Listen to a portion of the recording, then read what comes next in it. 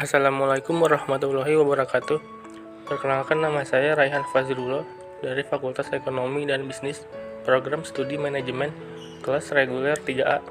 Di sini saya akan mempresentasikan hasil rangkuman saya untuk memenuhi UTS mata kuliah Studi Islam 3 Akhlak dengan dosen pengampu Dr. Ahmad Alim LCMA. Materi: 1. Adab dan hidup mulia. 2. Ruang lingkup akhlak. 3. Akhlak terpuji kepada manusia. 4. Akhlak kepada Allah. 5. Akhlak kepada alam. 6. Akhlak kepada Rasulullah. 1. Adab dan hidup mulia.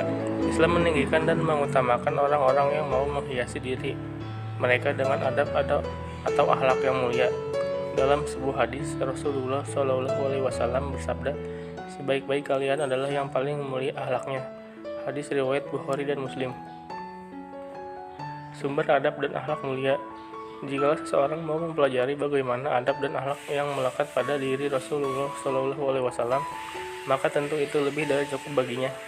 Bahkan mencontohkan dan mempraktikkan adab dan akhlak mulia adalah salah satu tugas utama yang beliau emban sebagai seorang Rasul. Sebagaimana beliau bersabda, "Sesungguhnya aku diutus untuk menyempurnakan akhlak mulia." Hadis riwayat Bukhari dalam Al-Adabul Mufrad. Dengan demikian, jika seseorang ingin mempelajari adab dan akhlak mulia, maka tiada lain sumbernya adalah Al-Quran dan hadis Rasulullah SAW. Kepada siapa harus beradab dan berakhlak mulia?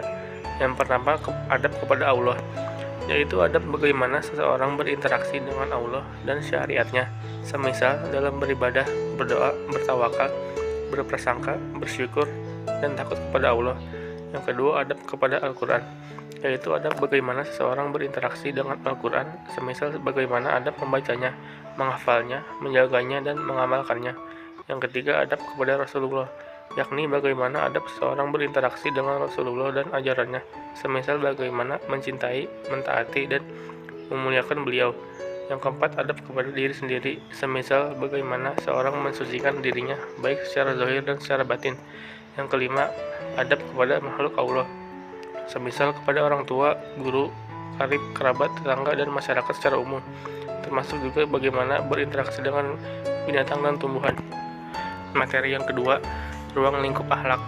Pengertian akhlak adalah suatu sifat atau perangai yang melekat pada diri seorang yang tercermin dari tindakan dan perbuatan orang tersebut dalam kehidupannya sehari-hari. Secara etimologi, istilah akhlak berasal dari bahasa Arab atau khuluq yang artinya perilaku, baik itu perilaku terpuji maupun perilaku tercela. Dalam hal ini, akhlak seseorang tercermin dari perilakunya sehari-hari tanpa banyak berpikir atau pertimbangan dan tidak ada unsur paksaan dari luar. Pengertian akhlak menurut para ahli.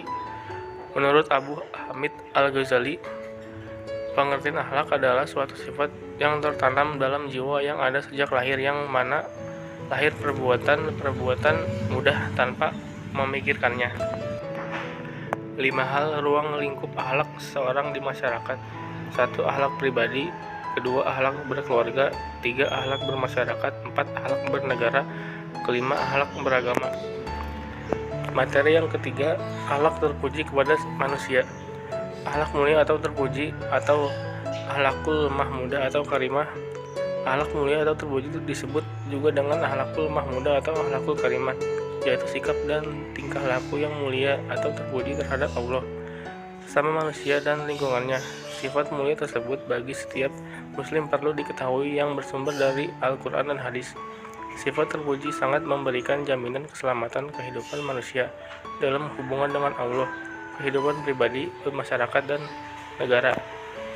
Contoh akhlak mulia terhadap sesama manusia. Yang pertama, husnuzon.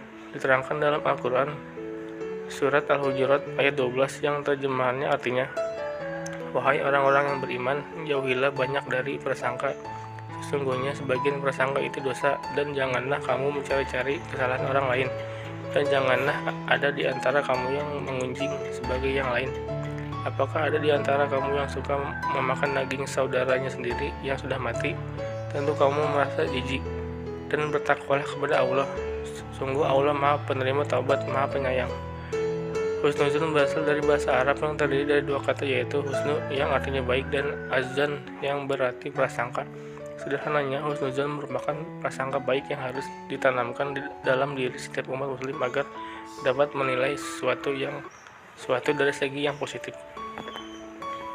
Yang kedua, tasamu yang dalam artian tenggang rasa pun merupakan salah satu bentuk akhlak mulia yang harus senantiasa dijaga dan diaplikasikan dalam kehidupan bermasyarakat. Tasamu juga berarti toleransi, yang mana adanya penanaman sikap menghargai orang lain baik pendapatnya, pemikirannya, pendiriannya, ataupun hal yang lain. Ta'awun adalah berbuat baik di mana adanya tindakan saling tolong-menolong antar seseorang kepada orang lain dengan ikhlas tanpa pamrih. Dengan ta'awun itu bisa meningkatkan nilai sosial seseorang dalam kehidupan bermasyarakat. Islam sangat menganjurkan umatnya untuk berlomba-lomba dalam kebaikan. Yang keempat, tawadu. Tawadu yang tidak lain adalah rendah hati kepada sesama manusia adalah salah satu bentuk akhlak terpuji di mana seseorang merendahkan hatinya di hadapan orang lain dan berinteraksi dengan rasa kasih sayang juga kelembutan tanpa membedakan satu dengan yang lainnya. Materi keempat, akhlak kepada Allah.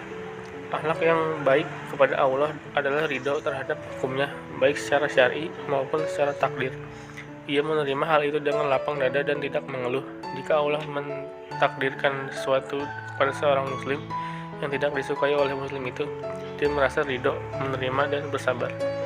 Akhlak kepada Allah Subhanahu wa Ta'ala dapat diartikan sebagai sikap atau perbuatan yang seharusnya dilakukan oleh manusia sebagai makhluk kepada Allah sebagai Khalik. Sekurang-kurangnya ada 4 alasan mengapa manusia perlu berakhlak kepada Allah Subhanahu wa Ta'ala. Bentuk akhlak terhadap Allah Subhanahu wa Ta'ala diantaranya menaati segala perintahnya. Hal yang pertama yang harus dilakukan seorang muslim dalam beretika kepada Allah Subhanahu wa Ta'ala adalah dengan menaati segala perintah-perintahnya.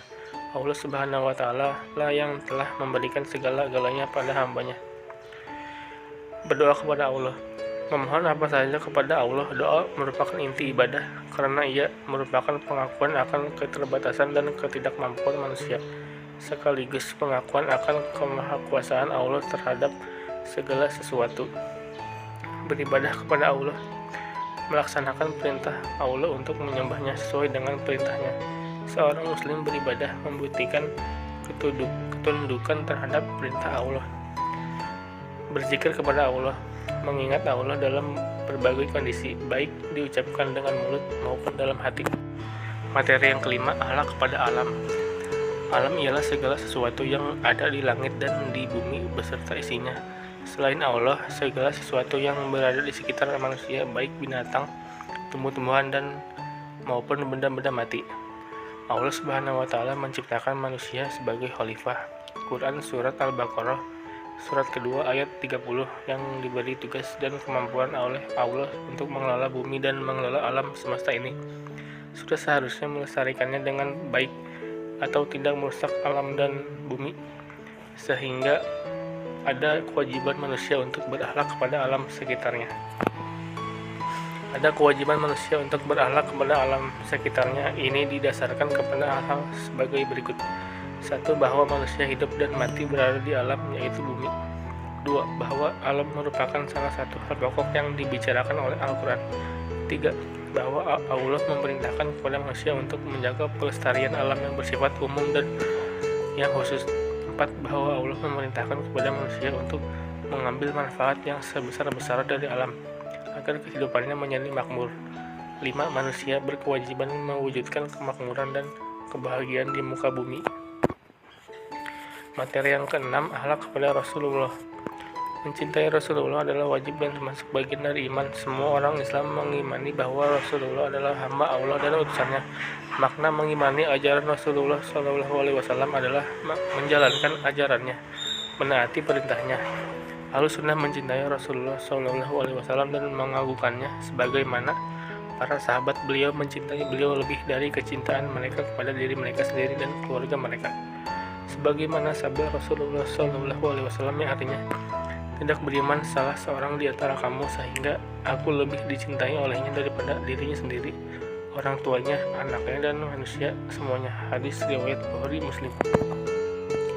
bentuk akhlak terhadap Rasulullah SAW, diantaranya menghidupkan sunnah.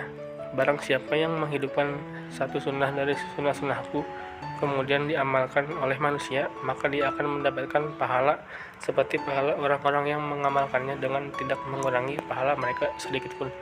Hadis riwayat Ibnu Majah. Taat. Hai orang-orang yang beriman, taatilah Allah dan taatilah Rasulnya dan ulil amri di antara kamu. Kemudian jika kamu berlainan pendapat tentang sesuatu, maka kembalikanlah hal itu kepada Allah dan Rasulnya.